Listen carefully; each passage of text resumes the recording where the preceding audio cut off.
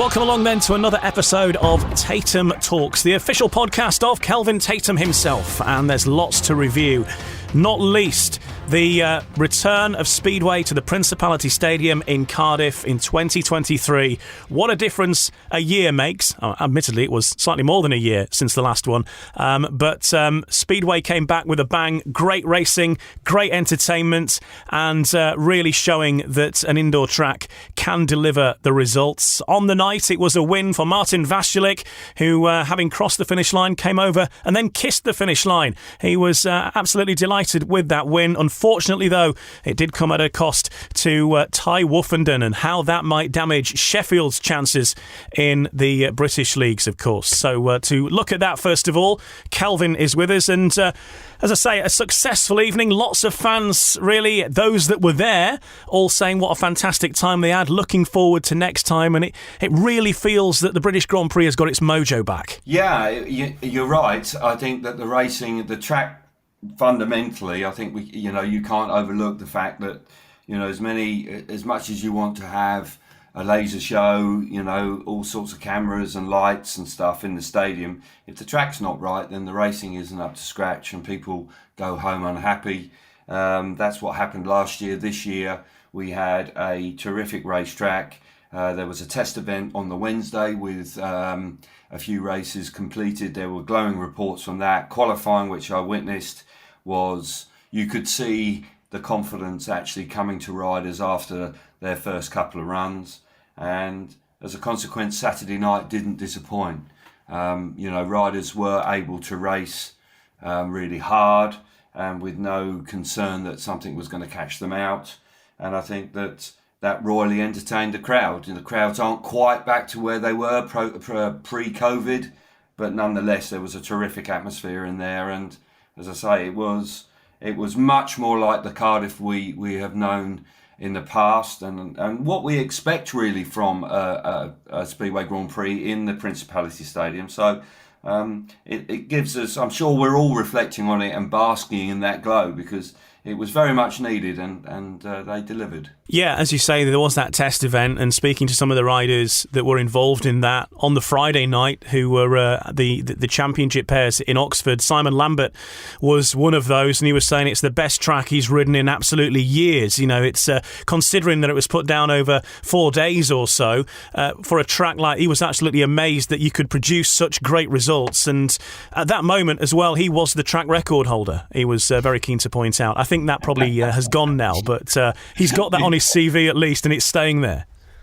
Yeah, absolutely. And the test track record holder, a bit of a mouthful, but nonetheless, Simon, I'm sure, is immensely proud of that. He's in great form, actually, Simon Lambert. He's producing some stunning performances for his clubs, but no, he was excited about it, and clearly he was waxing lyrical about the event that they were involved in on the Wednesday. So, as I say, they got off to a fine start. Ollie Olsen and his team obviously reflected on what had happened in 22.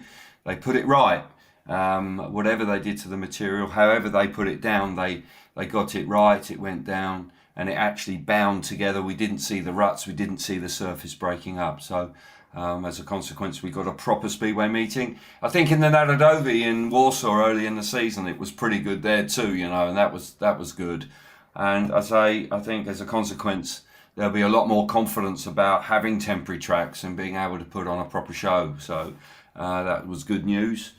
The Grand Prix itself, as I say, it had a little bit of everything in, didn't it? There was right from the first lap of the very first race where Steve Worrell, the wild card, was in it, and I think he had a bit of a wake-up call where guys just literally forced their way through on the inside. The intensity of a Grand Prix, really, you could see right from when the tapes went up in the very first race. So, yeah, it was good to be there, really good to be there. Yeah, fast and furious racing, and the heat as well as the Heat 3 where Woffy came from last to first. I mean, that was vintage Tai Woffinden at that point, wasn't it? And it's just a shame how it panned out later on in the meeting for him. Yeah, I spoke to Tai before, and Woffinden's been in better form lately since he came back to ride for Sheffield. He's been looking really sort of like he's sort of got his mojo back. He made the final in Riga. That stunning ride in Heat 3, as you say, was just an indication. We haven't seen him do that for a while, and it's really good to see that hunger, the fire in his belly restored. Such a shame later on in the night where it just went wrong for him and he got spat off the bike and has broken his hand. That was a blow for him, obviously, individually, and of course for the clubs that he represents as well. I think all 3 clubs that he represents are involved in the playoffs, Wrocław in Sweden, and of course the Tigers, which is a massive blow for them as we move towards the semi-finals. But I think it's just encouraging signs, and as I say, I think the only downer for me on the night, Ian, was the fact that we didn't get a British rider in the final. It looked like Dan Bewley was going to make it, then he touched the tapes, which was a shame. Then Robert Lambert looked like he was going to do the business, but then suddenly Bartosz Zmarzlik decided to turn on the style and he finished third. So, as I say, that was the only thing that sort of took a little bit of gloss off of it in that regard. But nonetheless, I think there was 4 out of the top 5 in the final. So it was top quality as we went to the tapes for the grand final. So you can't complain about that. And as I say, Martin Vashlik winning, he said it was a dream come true. I'm sure it was. He's the consummate professional these days. He's been a bit of a slow burner. He's into his early 30s, already won in Prague, looking like he's going to get a medal. And he came out of gate 3 when nobody expected that and just did the business. So fair play to him. And at that point, gate 3 had not been the best, had it? It was all about gate 4 and perhaps a bit of confusion when Robert Lambert chose gate 2 in his heat as well there, and maybe just missed the memo there because they'd shown the gate stats on the big screen, I think, and it was clear that gate 4 was performing the best, and maybe some of the other riders perhaps saw that as an opportunity. But they're putting all those stats to bed was Vashlik popping out of gate 3, which had been rubbish all night, and goes and wins the event. I think Lambert went for gate 2 because he'd won a couple of races from there late on in the evening, and he probably had good vibes. But as you say, it's so unpredictable when the stats were suggesting that 4 or 1 probably were the better choices, but when you see it back, I've seen it back, and the bike absolutely leaps forward, it jumps forward, and then it's what every rider wants. It then actually continues to accelerate hard to the first corner, and he was able to dominate the first turn, and in truth was never really under pressure to sort of be passed. He had the pace out in front. We've seen that from Vashlik before. So, yeah, he did the business there. As I say, for Lambert in the semi-final, I just think, I know that Zmarzlik was having a tough night and they literally just threw the kitchen sink at it for the semi-finals. And then he does what Zmarzlik does. He breaks everybody's hearts by, denying Lambert the opportunity to make the final. And then, of course, in the final itself, when he's had a really average night by his own high standards, he steals third place away from Lindgren and extends his lead. You can't quite make that up, can you? He goes away with a 24-point lead. So, in the end, for Zmarzlik, after not winning a race in his qualifying heats, he comes away, smelling the roses, and probably, almost certainly, will clinch his 4th World Championship in Voyens. So, that was great. I think I just got a little bit frustrated with Dan Bewley. I sense that he's busy and he keeps saying that every race is just another race, and but I don't know if I completely agree with that. I think Dan's a wonderful rider. He's won 3 Grand Prix. He's won every time he's made the final, but that was just so frustrating. I think obviously for himself it must have been hugely frustrating, but I think for everybody concerned, because Zmarzlik wouldn't have made the final if he'd got points then, or if Woffinden had stayed on, and then it would have opened it up. But those are ifs and buts and maybes and hindsight. So, but nonetheless, a brilliant event. I'm sure that people drove home. Well, I met people actually on Sunday morning as I was trying to get my car out of the car park, and that's another story. But most people were really very excited about what they'd seen the night before. So Bartosz Zmarzlik has a 24-point lead at the moment going into Voyens. He needs a lead of 21 or more to win the title. So it's his to lose, really, at this stage. And looking at the top 6 standings, Smarslik at the top on 138, Freddie Lindgren on 114 in second, Martin Vasilik on the bronze medal position right now on 105 points. Jack Holder, of course, chasing him down in the final couple of rounds.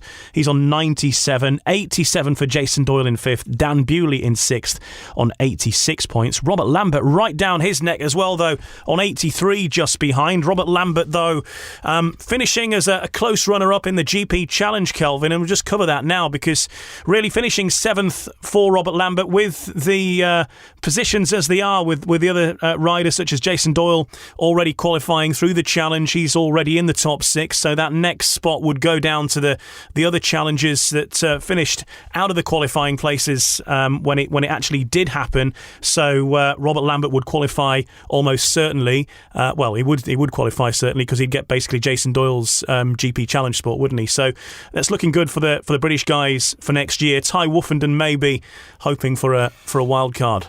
Yeah, I think that just quickly, I'd like to say that Jack Holder did a miraculous job in the British Grand Prix. I think we haven't mentioned him, and I think because of his injury and the way he came back, that was an outstanding performance for him to finish second. And I think it's easy to overlook that, but the way he battled through was extraordinary. Regarding the Challenge, there are lots of permutations. Of course, it's looking like Vasilik and Doyle are going to qualify quite comfortably in the top 6. Lambert charging towards that. Then, of course, you've got issues then. The knock-on effect of that is quite significant. I think Lambert will make the top 6, but irrespective if he wasn't to do so, he's going to anyway become a Grand Prix rider as a consequence of Vasilik and Doyle. But if Lambert does make the top 6, and as well as the other 2, then you're going to have riders that qualify. Jan Kovac will come in, the Czech Republic rider. You've got Wozniak that will be effectively promoted as the winner. You're going to have Kovac, and then you're going to have possibly, down in 6th place, lurking there, is Przemysl Pawlicki. And that will mean there will be 2 qualifiers from Poland in the Challenge. And there are 3 Grand Prix riders from Poland already in, Ian. And the 2 of those, in Janowski and Dudek, will be outside the top 6. So therein lies an issue for the FIM and the organisers, because I can't imagine that you're going to have 5 Polish riders. I can't believe they give 2 wild cards to Dudek and Janowski. So there'll be some head scratching there and some soul searching, because both Janowski and Dudek have been pretty disappointing this year. After Torun, I guess we'll find out more details about what's going to be happening next year overall in the Grand Prix series and perhaps in Speedway in general. I'm not sure, but certainly as far as wild cards and things like that go, what's your hunch? Who do you think's being maybe considered at the minute potentially, or maybe has a chance or has put themselves in the frame? Well, in previous seasons, we've seen them actually just go for 7, 8, 9, 10. Haven't we? Because there haven't been obvious choices outside. And when, with the qualifying system, you had Kim Nielsen qualifying on right through the Challenge last year. I think that does tend to throw a spanner in the works. There seems to be quite a lot of momentum and talk about Luke Becker trying to get an American in the series. Whether he's ready to do that or not, I'm not entirely sure. Riders outside the Grand Prix that are really Jankovic, he's only just come out of the under 21 ranks. Now, whether he would be competitive at Grand Prix level, I'm not really sure, actually, Ian. I think that he will find it really tough in 24, but he has every chance of being a Grand Prix rider. Does that make the Grand Prix lineup stronger? Not necessarily. But right now, we have got this sort of gap from riders that were right at the top of the league, at the top of the championship, and riders coming in.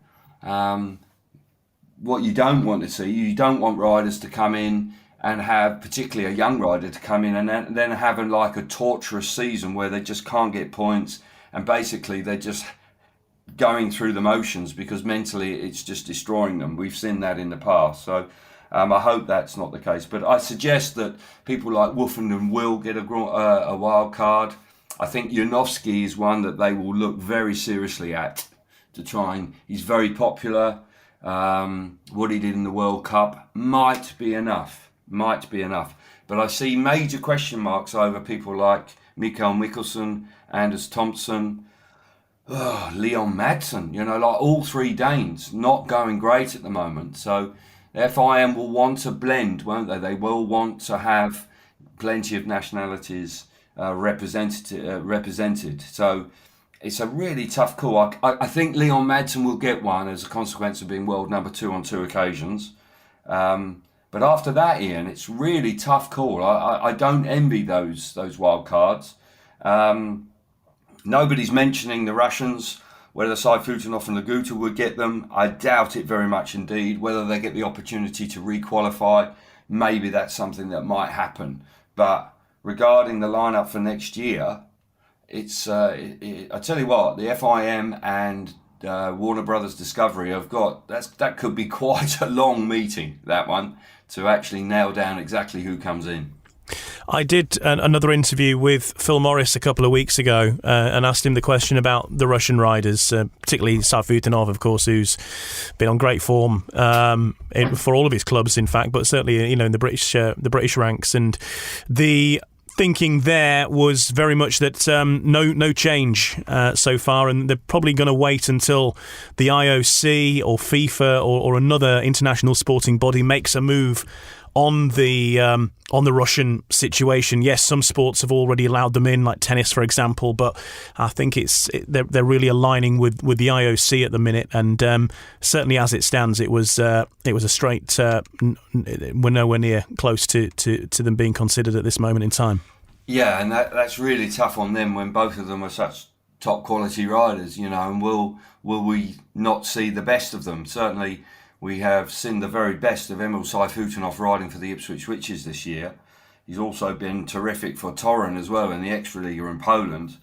And I don't think that Emil Saifutinov has ever ridden better.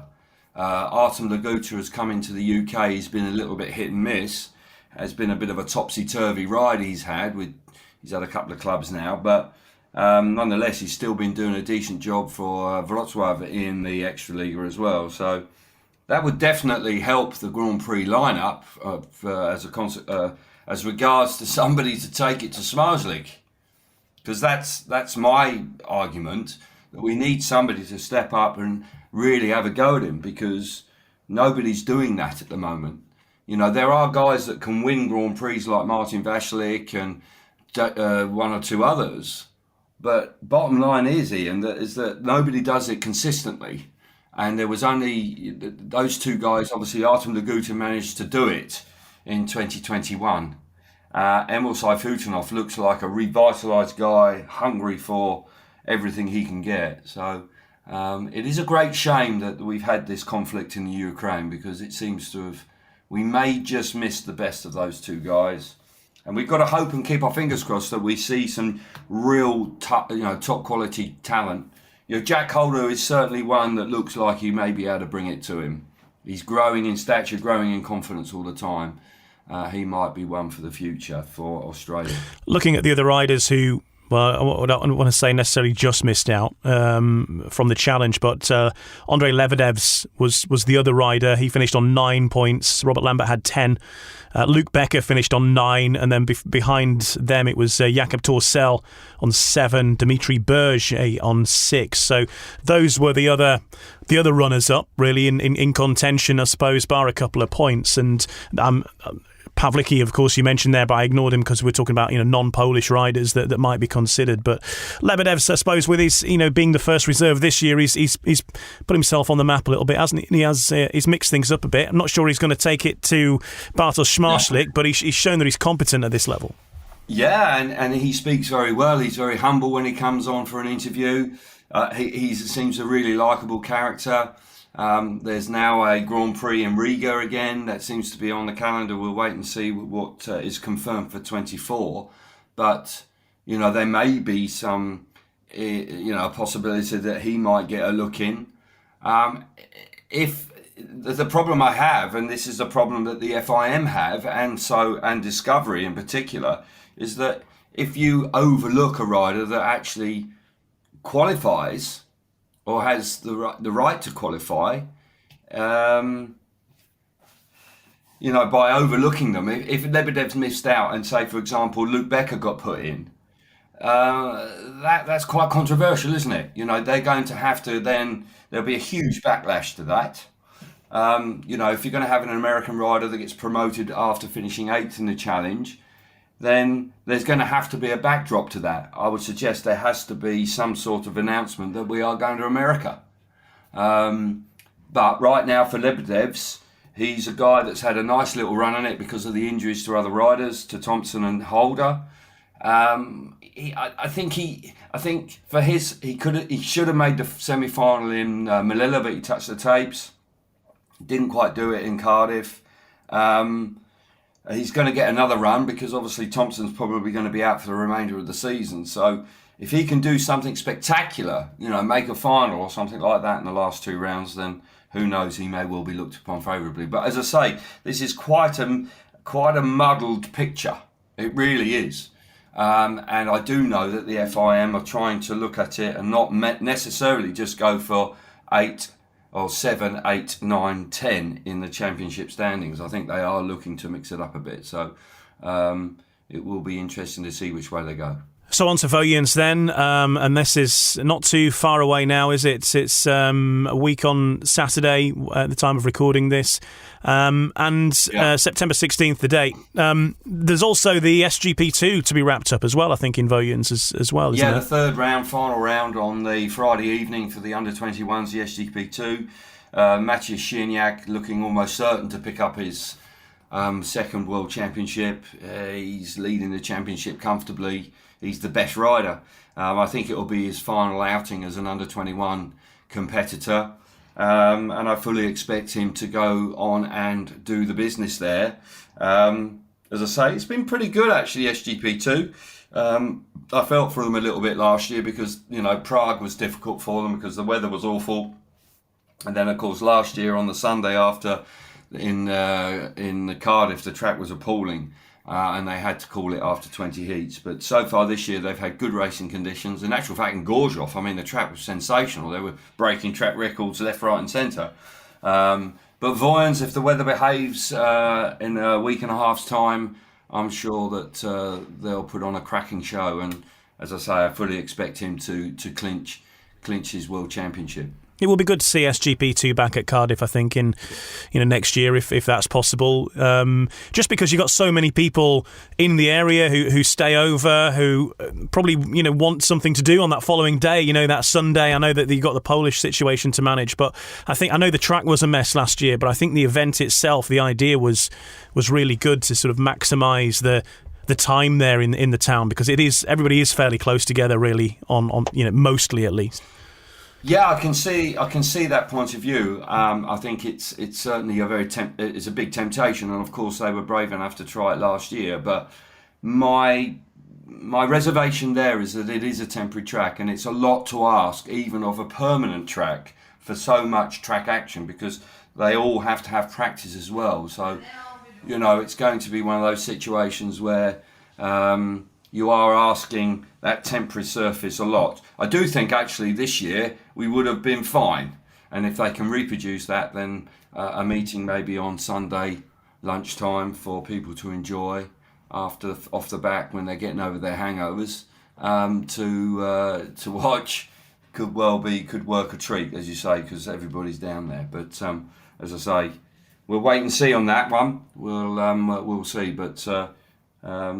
Vojens coming up, SGP2 on the Friday, round 9 of the Senior Grand Prix Series. Well, I fully expect Bartosz Marzlik to win it. When he'll win it, I don't know, but as you said earlier, 21 points. If he's 21 points ahead, then he is world champion for the 4th time. It's tough because Freddie Lingman's got to win it, and Bartosz Marzlik can afford to finish. I don't know. He can afford to still miss the semi-finals and still be in with a healthy lead going into the last round. But he's going to have to slip up badly for it to be real jeopardy going into Torun. I could see it almost like he needs to maybe get 2 or 3 points in Torun, maybe to clinch his 4th World Championship. But I sense that Freddie will have to just keep it simple for him. He's just got to win every race he goes into to just put as much pressure on Bartosz Marszalik as possible. I know that going into Cardiff, it was a case that Freddie had to get less than 2 points, and Bartosz Marszalik had to win it. And I think it's probably sort of the opposite way round now, going into Vojens for Marszalik to throw it away. So it's going to require, unless Freddie wins it and Marszalik gets less than 4 points, I think that's it. So if Freddie doesn't finish first in every race, or fails to make wins the final, then it's going to be difficult for him, really. Yeah, and as I say, it's fully deserved by Bartosz Marszalik, because he's won 4 Grand Prix and he's been remarkably consistent. He's only missed one final all year. Even when you reflect on Cardiff, he didn't win a race and then he crept into the semi-finals and then finished third on the evening. He is capable of doing that. He did something similar in Prague where he wasn't at his best and he passed Robert Lambert to make the final. So he has this determination and sort of, hunger to make sure that he doesn't slip up. And as I say, his worst performances, he still picks up 12 points. Whereas, other riders, unfortunately, have gone away with 2 or 3 at times. And, that relentless pressure that he maintains and consistency he maintains is what it's all about. That's why that 21 championship between himself and Laguta was just so outstanding, because they both won 5 Grand Prix and it went right down to the wire. And there was somebody there that had the capabilities to match him. And that is a concern moving forward, because Bartosz Marszalik shows no sign of letting up, does he? He every time... I was lucky enough to actually sit with him at breakfast on Saturday morning in the hotel. And he just said to me, I just love winning. He loves it. And... right now he doesn't look like he's fallen out of love with winning. No. He's certainly not letting up anything at all. It'd be great to see. We've seen these big riders coming back to British Speedway. I mean, obviously he is the very, very best, and it's probably unlikely we're going to see him. But we are seeing riders now beginning to take British Speedway a little more seriously. It would be a pipe dream, wouldn't it? But to see a rider like that racing in the British League one day would be the ultimate aim. And what a draw he would be. Can you imagine if you signed him for even just for the playoffs or whatever? It would be an amazing feat and an amazing attraction to see somebody like that flying around Leicester. Yeah, it would indeed. And there's no question that he would put the place would be sold out. It would be quite extraordinary. And who's to say? He may consider it. Maybe he would drop Sweden and decide to ride in the UK. Who knows? Because he did have a British career. I think it was about 2 races at Birmingham back in the day. But he might just look at it and think, well, you've got several of the guys riding there. There are glowing reports. He's pretty sharp kiddie. He knows what's going on, and he'll know that he'll be more than aware of how Saifutunov's been riding. And, there's Max Frick, there's Jason Doyle, Woffinden comes back. I think that all of a sudden, if a team could afford him, and I think that would be a stumbling block, but if a team could afford him, it would be fabulous. But irrespective of that, Ian, I think the point you bring up, the general point you pick up, is really a positive for British Speedway, because there is no question that it was frowned upon by riders and such not that long ago. And then suddenly there seems to be a completely different attitude to it. And riders are just beginning to drift back a little bit. And long may that continue. I'd like to see 1 or 2 more kicking about next year. But Bartosz Marszalik, where would he ride? Would it be a Leicester Lion or a Sheffield Tiger? Who knows? Or a Bellevue Ace? Oh, I don't know. But it would be pretty special, wouldn't it? It certainly would. It'd be amazing. And we actually had an interview on the British Speedway podcast with Robert Lambert, which was pretty interesting, actually, where he was being asked about his future now. The season's coming to an end, and he's put some good scores away for Kings Lynn. Would he consider coming back to his former club? And he said, well, I would, but I'm in a long-term contract in Sweden. It's 2 years long. I've got another year to run on that, but I am going to have a conversation with them about it. So it seemed that there might be potentially, certainly it's sort of alluded that Robert Lambert, if he had his choice, he would be riding back at Kings Lynn again, and seems to have fallen back in love with it. But he's on longer deals in Europe at the minute, and it might not be quite so straightforward. But again, positive vibes though there. Yeah, absolutely. And Robert Lambert has done, Kings Lynn have had a difficult season, as we are much aware of. But even in a struggling team, Robert Lambert has come in and performed terrifically well. He's produced some stunning performances. And, it probably, having had some time away and then coming back to it, it probably you sort of reflect on it and think, actually, I really quite enjoy riding here. I think also one of the things that I've picked up on is what Tai Woffinden has said more than once, in the fact that, it's just a little bit less intense riding in the UK. And these guys are actually being able to enjoy their racing a little bit more. Yes, there's pressure on them. They get hit heat 15, team manager asking them for an extra ride here and there. But compared to what they're encountering in the Extraliga in Poland, I think it's just, which is just like do or die every night they race. I think that they are enjoying it, and I think that's something that maybe they're missing.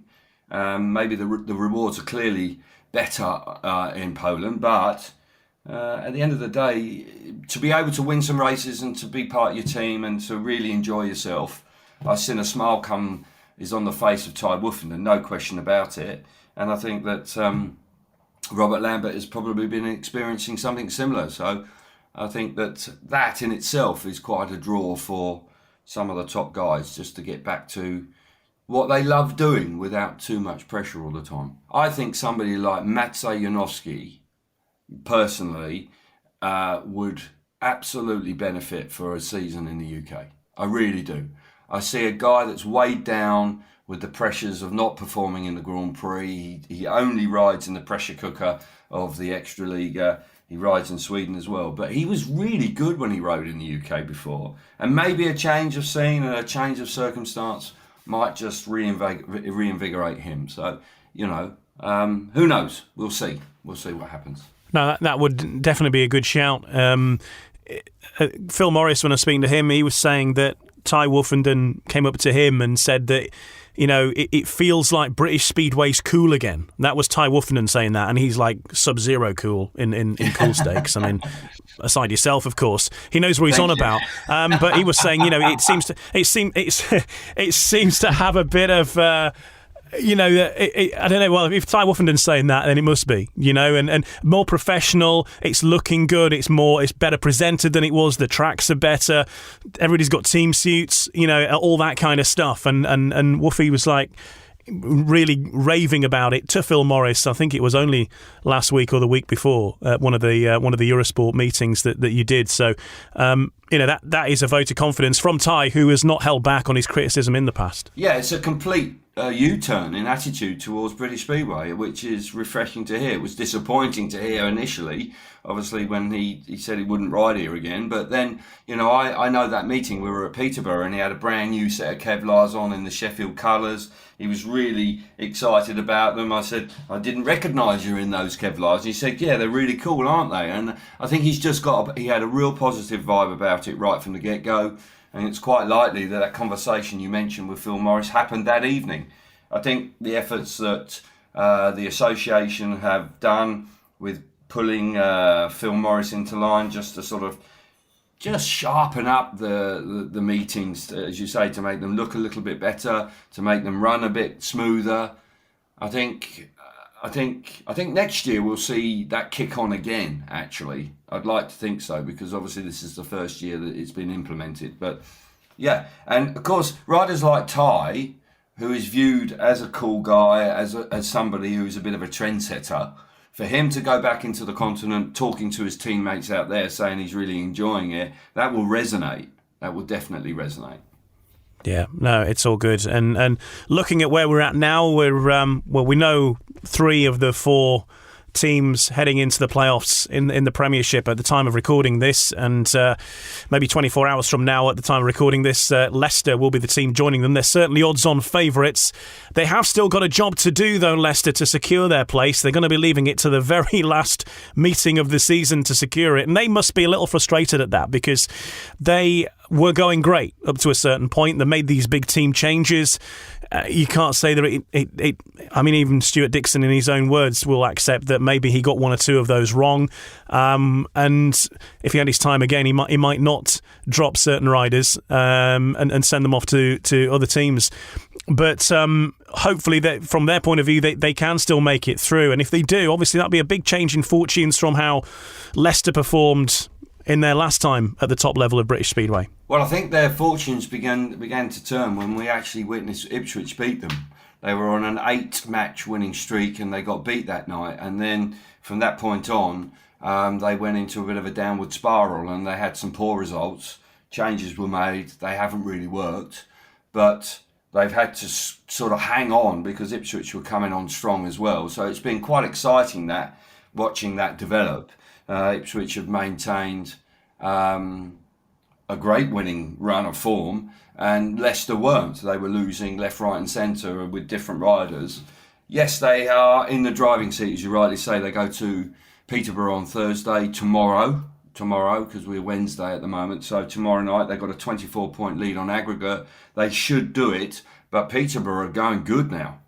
You know, they have got a team that all of a sudden would make the top 4. If they'd had that at the beginning of the season, that would be quite a tasty looking outfit at the East of England arena. So, and I'm hearing that, you know, they might well be without Richie Worrell tomorrow night. So that potentially throws a bit of a spanner in the works.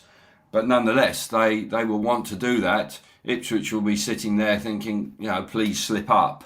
But, you know, that meeting, I think, on Monday, where they were able to draw with Wolverhampton, that was a tremendous effort.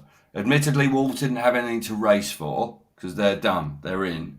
But nonetheless, Wolves is not an easy place to go to, and they picked up the points. So they've given themselves every chance. But it won't be easy at Peterborough because they've got a team that are going great guns. You know, Basso goes good. You know, they've got the young Ben Cook going good, and of course Chris Harris.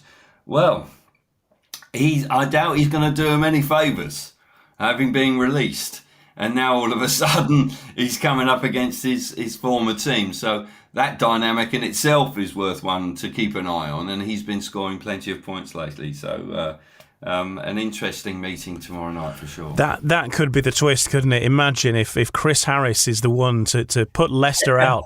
It would be an amazing story. And that would, of course, mean that Ipswich would be in on points scored. But level on points scored. Leicester need the aggregate bonus point at least. And you know, for Ipswich, they must be wishing that they'd started the season like they've sort of ended it, really. They got Eric Riss back.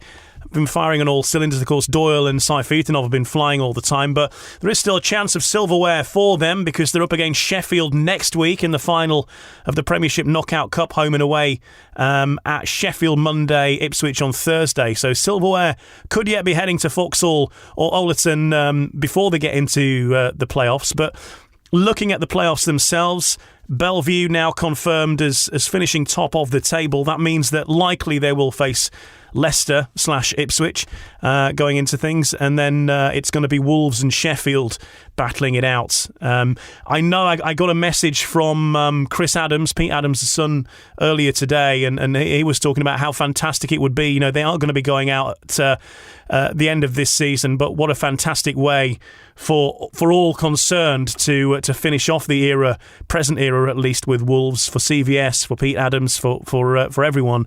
To try and bring home that silverware to round things off. Yeah, that would be really an emotional moment for them, wouldn't it? And it would be quite apt that they could go out on a winning note. They weren't able to do it last year. They made the semi-finals and just didn't turn up actually in the second leg of the semi-finals against the Sheffield Tigers. It's looking like that's going to be the second semi-final. And the Sheffield Tigers have had that huge blow with losing Woffinden. So the Wolves are in the driving seat there. I don't think anybody wants to race Ipswich right now.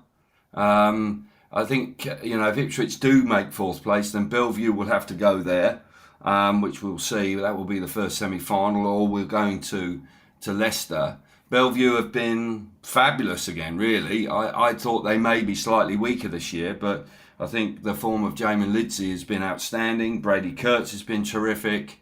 Dan Bewley has been okay, I would say. I don't think he's had an outstanding season, but I think on the big occasion, you're going to get results from him. And then you've got the likes of Charles Wright that's always giving his very best. So they've done great to top the league. But to be honest, it's an exciting playoff picture that's beginning to emerge. But there are so many scenarios. Obviously, the Chris Harris one against Leicester tomorrow night is quite interesting to keep an eye on. But if Ipswich were to make it, and then you got them coming and they won the league, I mean, my goodness gracious me, that would be quite a turnaround. And of course, then you've got the emotional story of Wolverhampton, who unfortunately have got to leave their stadium at the end of the season. If they could round that off with a league title, that would be quite special indeed. So, so many stories for us to look forward to in the upcoming weeks. And as I say, I think the conclusion to this season on the domestic front in the UK could be pretty spectacular. Yeah, certainly could. The time of recording this, we're heading into the final week of fixtures, the cut-off date coming for both leagues, the Premiership and the Championship as well. So there's lots to be decided with the playoffs just around the corner now.